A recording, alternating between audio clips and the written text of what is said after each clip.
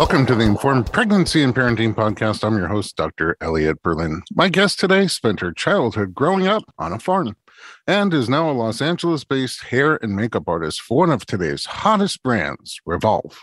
She's a creative spirit who draws artistic inspiration from 70s glamour, Italian cinema, and the styles of legends like Grace Jones and David Bowie. She and her partner recently welcomed a truly magical creation, a daughter. In this episode, we'll talk about her pregnancy, original plans for birth, and how she was able to pivot when her baby and insurance company were not cooperating with Plan A. Tasha Gonsalves, welcome to the podcast. Thank you. You are an amazing spirit, and I feel super blessed to have met you and been a tiny part of your major journey. Let's start at the beginning. Where are you from? Tell me about this farm. It's a very small town, Julian, California. It's east of San Diego, up in the mountains. It's like the only area in San Diego that snows. So, yeah. Like reliably, predictably, every year? Every year. Mm-hmm. Yeah. So we had snow days at school, which was always fun. There's one stop sign in town. There's no lights. It's just one little tiny isolated town in the middle of nowhere. Wow. And did you have a farm? Do you literally have a farm? Yeah. So my dad, we have 18 acres and it's just all cattle. My dad, he just has them as pets, honestly. He grew up on a dairy farm near where my parents' house is. So it's a farm, but it's not like a running, functioning dairy or anything like that. It's just a farm with pet farm animals. Pet farm animal sanctuary where, my dad just loves cows. How'd you end up going from there to LA? Quite a different environment. Here we have a lot of stop signs and stoplights. We do. Yeah, I take like 5 freeways just to get to work from Santa Monica. Wow. Yeah, I ended up here for hair and makeup. This is where I needed to be for it. And also I just love Los Angeles. I love that it's like a big melting pot of people and I love the city, and being by the beach has been like the greatest blessing ever where I'm at now. And no snow. No snow, which I prefer. I get cold really easily. Oh, well, this is definitely a better place for you. Where did you become interested in hair and makeup? In college, I used to see all of the cosmetology girls with all of their cool hair and makeup, and I was intrigued because my mom was also obsessed with makeup, and I used to always play with makeup in her vanity and steal all of her cosmetics. Okay, so it's not just my daughters.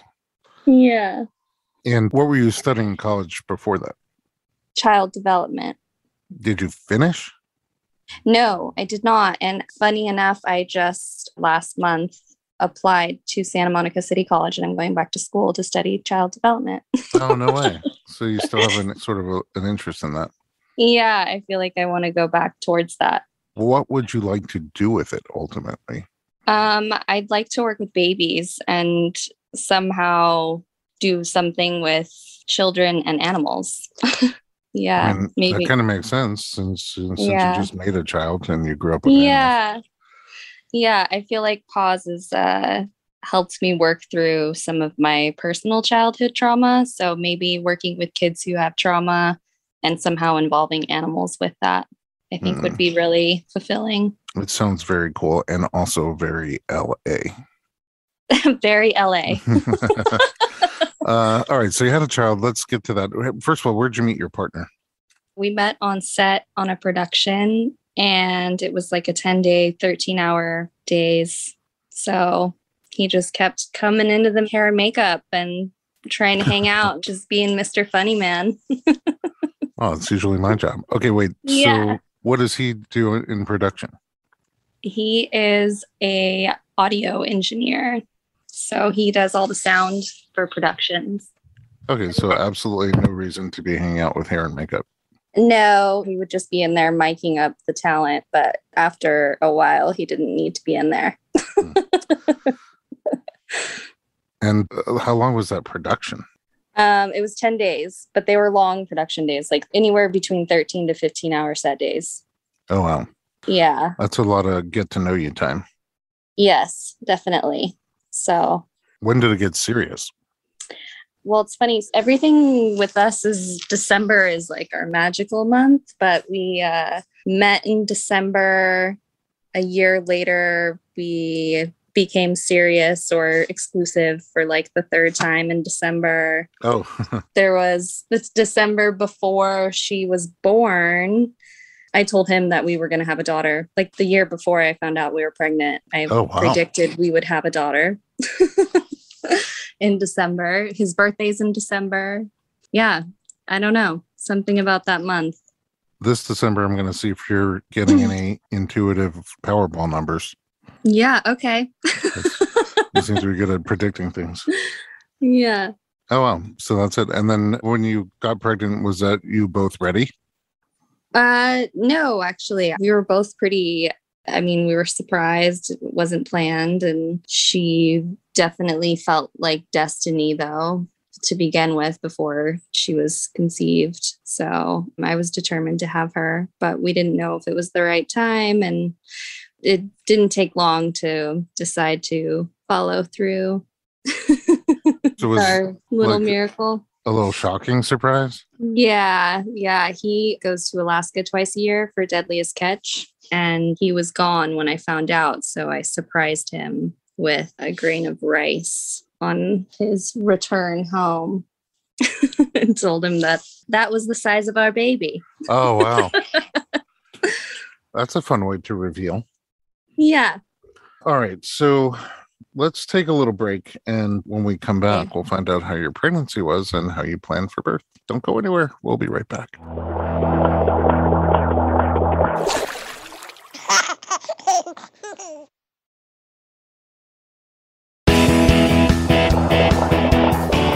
Welcome back to the Informed Pregnancy Podcast. We're talking to Tasha, who predicted she'd have a daughter and then found out she was pregnant. Wasn't quite sure she was ready, but you and your partner got it together and you gave him a grain of rice. Yeah, exactly. Romance. So let's talk about this. How was your early pregnancy? It was really good, to be honest. But right before I found out, I had a lot of morning sickness. I thought that I was just coming down with the flu or something.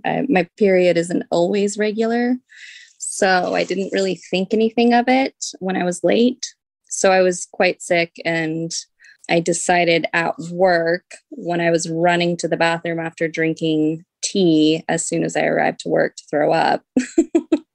I went out and got a pregnancy test and found out that I was pregnant. So yeah, right. Early on, I was a little sick with morning sickness, but that went away shortly after. And the first trimester was actually quite smooth. Okay, 3 questions. First of all, were you doing something to try to prevent pregnancy and it failed you? Just the pull and pray, Dr. Okay, B. that fails everybody. Yeah. So we were very careful now. Okay. So it couldn't have been that huge of a surprise. No. Okay. And then the second thing is, how far along were you when you found out? 6 weeks. Okay, so not too deep into the pregnancy. And then this is the question I ask everybody. Did you do one pregnancy test or multiple pregnancy tests? I just did one, and I actually felt it. I was like, this is it. I'm definitely pregnant. I got like a cheap test and didn't think twice, but I did, however, make an appointment right away to get it verified by a doctor. Okay. If your first trimester was good, then I have to imagine your second trimester was great. It was great. Yes. And unfortunately, with everything that was happening with COVID, it turned out to work in my favor. I pretty much spent my entire pregnancy home with my partner, which was something I don't know if I'll ever be able to be lucky enough to experience again. Yeah, silver linings for sure. Yeah. You know, pregnancy during COVID, did that make you nervous? It did, but I had already planned to do a home birth, so I wasn't as nervous because I just felt like that plan would come to fruition. I didn't predict any complications or challenges that would arise. It was a little scary. Like going outside the house and I see. Yes, and definitely the isolation factor of it, because I tend to be more of a hermit and stay indoors. And so it was a little nerve-wracking for both my partner and I, but we made the most of it. And actually, I feel like it was quite beautiful. We bonded and I got so much time with him and the baby. It was so fun. You said you knew from the beginning you wanted a home birth. Tell me more about that. Yeah. Decision. Well, I was a C-section baby, and I don't know, ever since like a young age, I've always been kind of scared of hospitals. I get like a nervous, uneasy feeling in that type of environment. I don't like shots. I don't like needles. I don't like lots of people. I don't like all the lights. So having something at home just sounded and felt intuitively right to me. And just being my age and knowing that I didn't have a lot of complications early on, I knew if anything were to happen, as a backup plan, I would do whatever it took to ensure the baby had a healthy, safe delivery if needed to go to a hospital. But I intended from the beginning to do home birth. I have a whole list of people I don't like. Yeah. So we have that in common. Yeah. And those are some of the fears of medical things. Did you not have any fears of like the intensity of childbirth and how people talk about that? I just tried not to think about it. I also read a lot of books and I was doing the hypnobirthing. I was reading up on that and listening to podcasts. I don't know. I felt like fear would just set me back. I just went into it without having any fear. I don't know. Maybe it's the motherly instinct that comes over a lot of women, but are you able to do that with other things in life? No. Okay, so this was extra special. This was extra special for sure.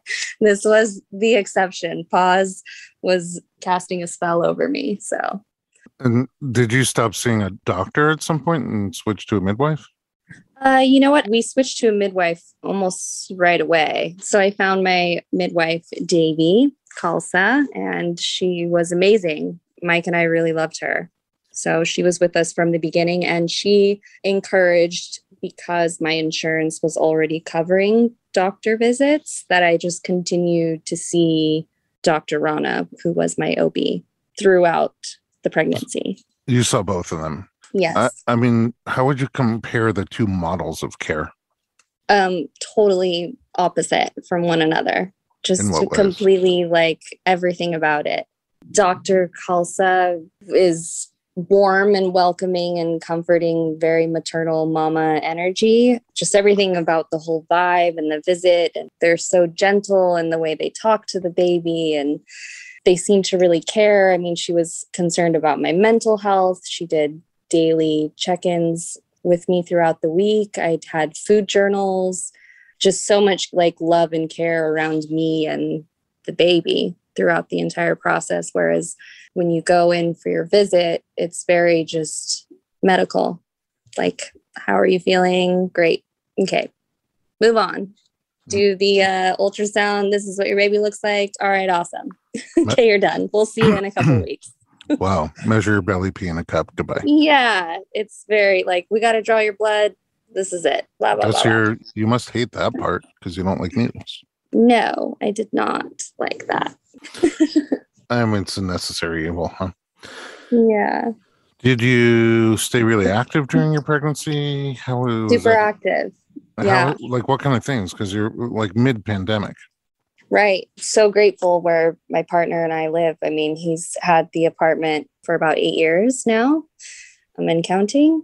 So we're right here, right off of PCH, across from Will Rogers Beach. So there's just so many places to walk. I would walk the boardwalk or just walk along the beach almost daily. And then also just throughout the community right here. There's all throughout the Palisades. There's so many little stairs and beautiful homes to just walk around. And we found like really cool little like reservoirs. So many people were walking during the pandemic. Like there was nothing really else to do except walk around outdoors. So. Or stay home and make sourdough. Yeah. Make some sourdough. Oh. Yeah. Did you have any cravings, speaking of which? I craved a lot of fruit. It was funny. There was one week where I was craving shrimp really bad. And Mike got me shrimp, and then sure enough, like the next day I read on the app that it's a good time to start eating shrimp for your baby. Well, you're so intuitive. I definitely need those Powerball numbers. Yeah. Don't let me down. I don't know. It's all pause. Whatever she was doing. I don't have any of those abilities anymore. Aw.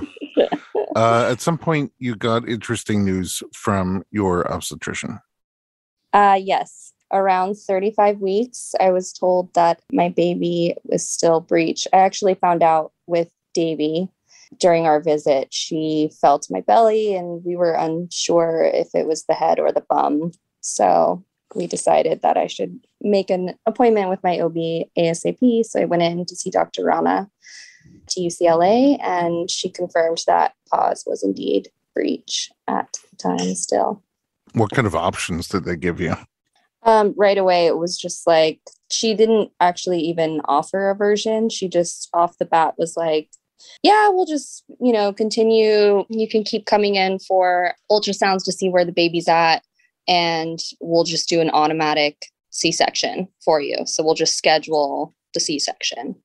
Meaning if the baby doesn't flip, your only option is cesarean birth. Did your doctor know that you were planning home birth? Yes. And she said, obviously, that's out the window, that if the baby continues to be breech, that you can't deliver at home. Which is sort of true in Los Angeles, but not entirely true. Right, which I didn't know at the time. I mean, I was actually just overwhelmed and in shock. You never even considered breech as a thing? No. Mm-mm. Okay. But midwives in California can't deliver breech babies at home anymore. So, if your baby wouldn't turn, your plan A to deliver with Davy at home would be out the window. Yes. What kind of things did you do to try to encourage the baby to turn? So the first thing that I did was schedule a virtual visit with Anna Veerwall. And what does she do? She basically goes over your family history. She was able to figure me out in the first 5 minutes when we were chatting virtually. Basically, I was in tears within 5 minutes. So she just broke down my whole psychology. Yeah. I mean, because there is some idea that some of breech might be due to, emotional holdback. Yeah. She knew trauma, childhood trauma, that I certain things about my mother that I didn't even share. And she's a healing witch, a beautiful healing witch. Yeah. So you did that. What else? I did that. And that was really helpful, obviously, spiritually and mentally. And then in addition to that, I started doing acupuncture. And then that's when I was grateful enough to meet you. And we did work together. #mutual. Yes. Had you done acupuncture before? I had done some acupuncture for some neck pain in 2018. Because I'm thinking to myself, you do not like needles. Are acupuncture needles different? It's a little different, but it was quite unnerving. It wasn't always pleasurable. I had to really get into the right state of mind to not concentrate on that pain in my toe. Were you also doing moxa, the smoking? Yes, I was doing moxa as well, and I had to do it at home, which Mike would do for me. I did the spinning babies, so I did the upside down on the ironing board. Pretty much all of it. There was a girlfriend's friend of a friend whose pool I went to, and I was doing handstands in her pool twice a week. But Paz was just determined. She was like, no, I have a plan. Yeah, I mean, you definitely provided multiple opportunities for turning, but she had other plans. Correct. Yeah. And then in addition to that, Davey encouraged me to do the ECV, which I followed through with. And I thought your doctor wasn't offering ECV as an option. So yes, she did eventually offer it when I asked about it. What was it like? It was emotionally painful. I wouldn't say that it was actually painful. The experience going into it felt very medical, and it was really emotionally hard. I was crying quite a bit, but the process itself wasn't really painful. It was just scary because her heart rate dropped a few times. And we tried twice during the version to flip, and it was unsuccessful. She tried once going to the left and then going to the right, and it was a hard stop both times. Pause. Interesting. Hard stop halfway both times. Did your doctor have clues as to why? Like what was blocking the turn? Mm-mm. And she just looked at us and said, like, I feel like if I try again, you might go into labor, that the baby is in a lot of distress. And we didn't want to follow through with the third attempt or even another round of aversion. We just kind of accepted that she's breech. And if that's the plan, we have to accept that and make peace with that. Okay. So you're at this point, 37 weeks. You found out a couple of weeks earlier that you were breech, and that derailed your plans for a home birth with a midwife. And you're running out of time and you're running out of options. Let's take a little break, and when we come back, we'll find out what you ended up doing.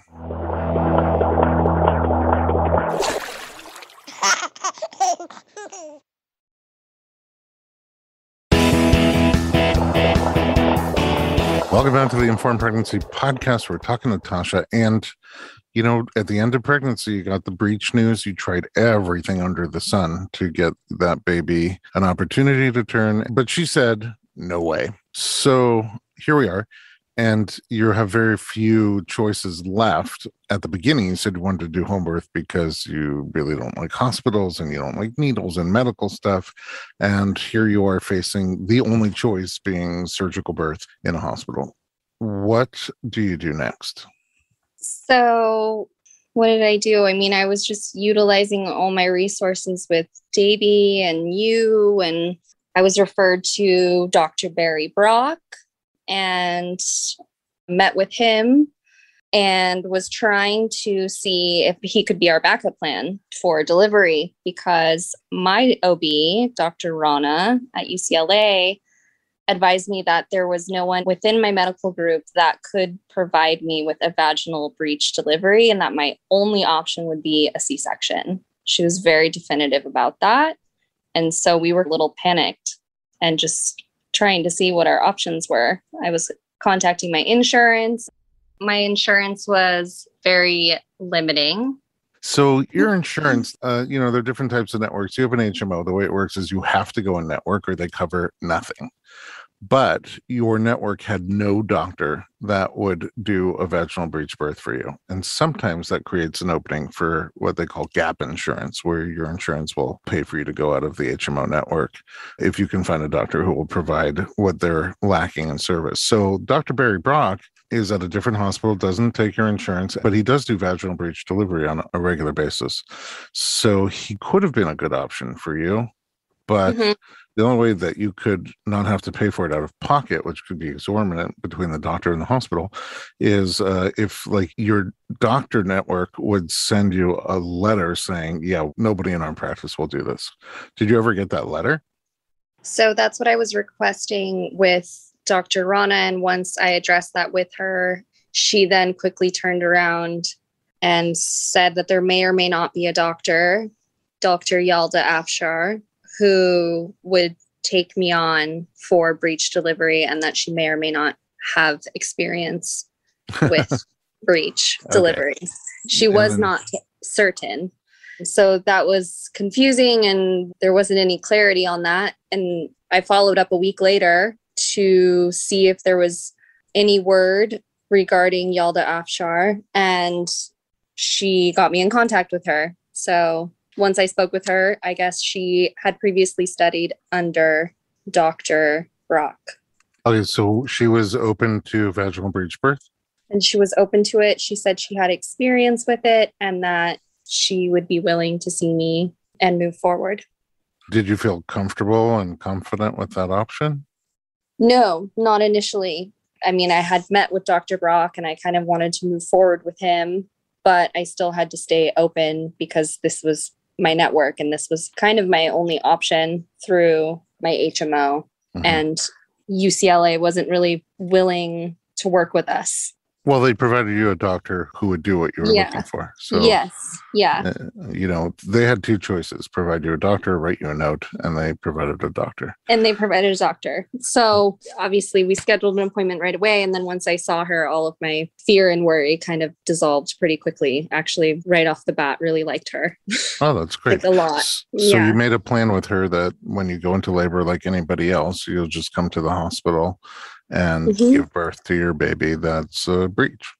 Yeah. I mean, I explained my entire situation and what we were facing and how we felt and my experience with Rana. And she was super kind and understanding and gave me the whole rundown and the whole plan. And she had a softer touch. So maybe that's just what I was in search of. And I liked that. Awesome. How did your birth start? How did your labor start? She did a sweep on me 2 days prior before I went into labor. And where were you in relation to your due date? My due date was the 8th and I gave birth on the 4th. So this was on the 2nd. On the 2nd. She had done a sweep the week prior to the first time I met her. So our first initial encounter, she did a sweep that day. And I thought I was going to go into labor that night. And I didn't. Okay, so after the second sweep, you went into labor. Did it start with contractions? The following day. Yeah.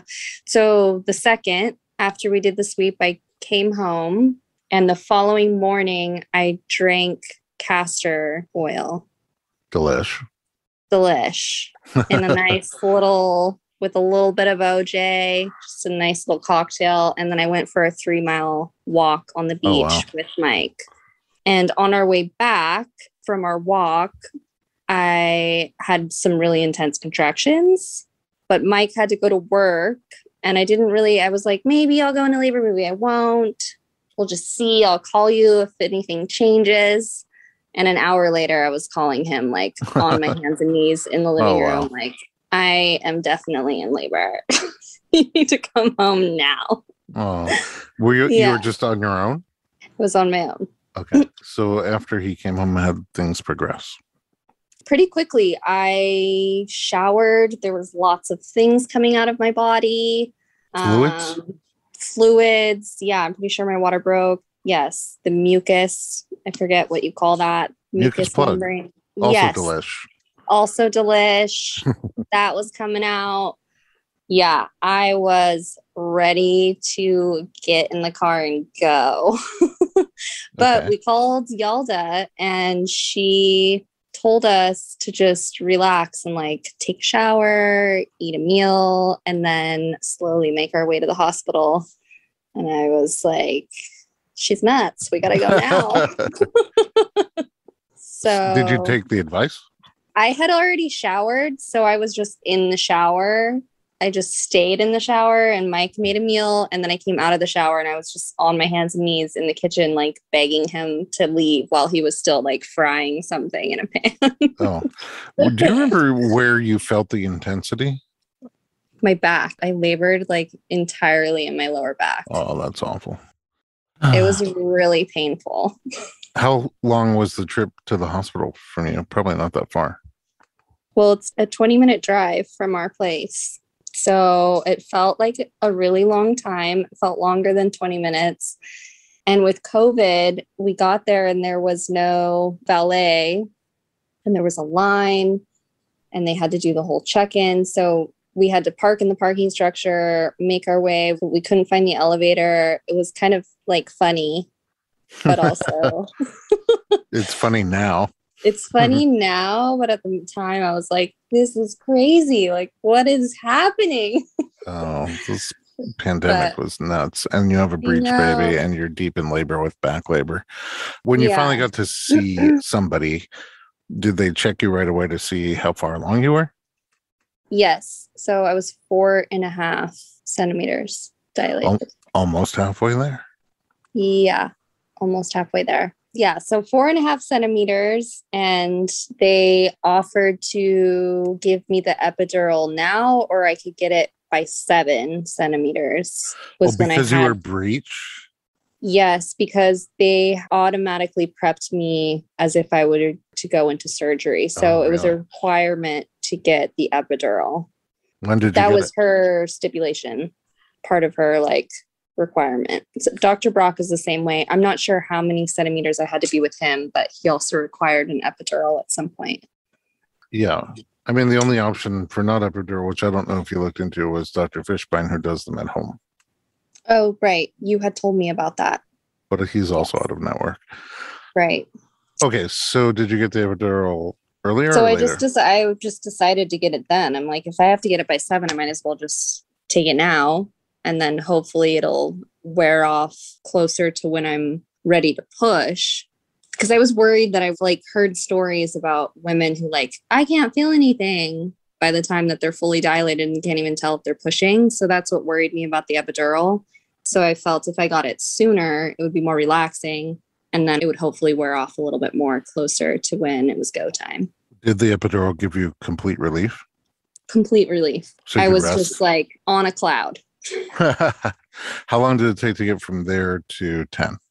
So about 4 or 5 hours. And were you excited when it was time to push? Yeah, I was really excited. What was the mood in the room? Because I'm sure the nurses don't see very many breech births. Were they excited? Were they nervous? Were they just regular? Everyone was excited. When it was go time and I started to push, I was progressing really fast, like really quickly. So we moved into a new room where they had a table prepped for surgery right next to me, which was quite scary at the time. We went from like this really calm, peaceful room that was dim lights and music into this like what felt kind of scary and like bright lights and everything that I described, all the things I don't like, the surgery table next to me. But there was tons of people. There was probably like 35 people in the room, like watching. And I remember you said that's one thing you don't like either. Lots of people. Lots of people. So there was tons of people watching, but I was actually grateful because I wanted everyone to like, I was okay with that. I felt confident that she was coming and everything was moving along smoothly. And I was just in my own world. So there was a brief moment of like fear, but that dissolved pretty quickly. How long did pushing take? 10 minutes. Oh, wow. Quick. Yeah. Correction. Sorry. I think in total, maybe 25, because we pushed for maybe 15 minutes initially. And then when we went to the next room, she was out within 10 minutes. Wow. Her head came out in 2 pushes. Her head? Yeah. Pushed her buttocks and everything that came out. Her like legs and stuff all came first. Body. Yeah, her butt came out first, and then her legs and her torso. And then her head was the easiest part. It just was like 2 pushes and it was out. So nothing spooky. Nothing spooky. No tears, nothing. Yeah. Did you get a round of applause from your 35-member audience? Woo! No, everyone was like silent and they took her right away. They took her away from you? Yeah, they took her away from me. That was one thing that was quite sad. That I was. Why? They were fearful that there might have been something wrong. The Yalda was just looking at me like, Tasha, we discussed this. Like, it's okay. Stay calm. Like, we're going to have you birth your placenta now. Like, stay with me. I was like, no, like, where's my daughter? Because I told them I wanted to do skin to skin with her vernix and everything on. Oh, yeah. How long were you separated? Maybe 5 minutes. Oh, okay. I mean, it wasn't long. It felt long in the moment, but I just had Michael be with her. Yeah. Well, I mean, it wasn't the plan you set out for. Mm-mm. Did anybody ever figure out why your baby was breech? No. Mm-mm. But if it happened again, would you do the same thing? Yeah, I think so. I mean, I would hope that I have Yalda again. It was such a good experience. I was so grateful overall. And it was in your network. So you kind of went from home birth plan, definite home birth, no hospital, no interventions, no drugs, no needles, to hospital plan with the breech baby in the operating room with an epidural. But everything went really well for you, and I'm so glad that you had a good experience. Yeah, she was the famous baby in the ward. We had visitors from all the nurses come in that they wanted to see her. A celebrity in Los Angeles. Tasha, you're amazing. Thank you so much for sharing your story. I love how you just like talk what's in your mind and what's in your heart and just put it out there, and it's raw and it's real and it's much appreciated. It's certainly helpful to people who listen. And honestly, I just feel lucky to, again, have been a small participant in your epic journey. Thank you. I loved all of your work that you did on me. You're a magician with those hands. So, ladies, get going. Get over there. You're pregnant. All right. Well, I don't know if you have another accidental baby. Yeah. I'd love to the next one, hopefully she'll be planned. Boy, girl. Who knows? Little miracle. Who knows? Last question for you. Where did the name come from? Pause. Oh, it's a funny long story, but we came up with it during COVID. Pause Zamora. Zamora is also Mike's middle name, but pause means peace in Spanish. And she really was that for us. So. Oh, that's so beautiful. All right. Thanks again. And at home, thanks for listening to the Informed Pregnancy Podcast. If you want to connect with us, visit us on Instagram at Dr. Berlin at DoctorBerlin.